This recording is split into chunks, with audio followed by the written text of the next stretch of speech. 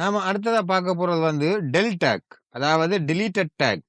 சரியா? அது ஒரு எக்ஸாம்பிளோட பார்ப்போம். இப்ப பார்த்தீங்கன்னு சொன்னா, நான் ஒரு பேராகிராஃப் ஒன்று பேஸ்ட் பண்ணியிருக்கேன். அதுல வந்து பார்த்தீங்கன்னு சொன்னா, my favourite colour is blue. டெல் டேக்குள்ள வந்து ப்ளூ இருக்கு, ரெட்ன்னு போட்டிருக்கு. அப்படின்னு சொன்னா என்ன அர்த்தம்னு சொன்னா, நம்ம இந்த ப்ரௌசர்ல வந்து நமக்கு விளங்குது. My favourite colour is red. ப்ளூவை வந்து ஸ்ட்ரைக் அவுட் பண்ணிருக்கு.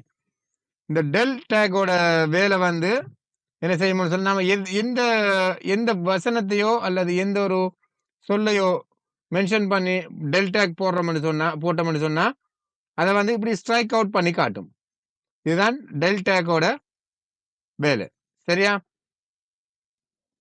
நாம அடுத்ததா பார்க்க போறது வந்து இன்சர்ட்டட் டேக். சரியா? அதோட அந்த டேக் வந்து இன்சர்ட்டட் டேக் வந்து இப்படி இருக்கும். இது வந்து பாத்தீங்கன்னு சொன்னா மேலுக்கு இருக்கிற அதே பேராகிராஃபை கீழே காப்பி பண்ணியிருக்கேன் நான். அது வந்து எப்படி இருக்குன்னு சொல்லி பாருங்க.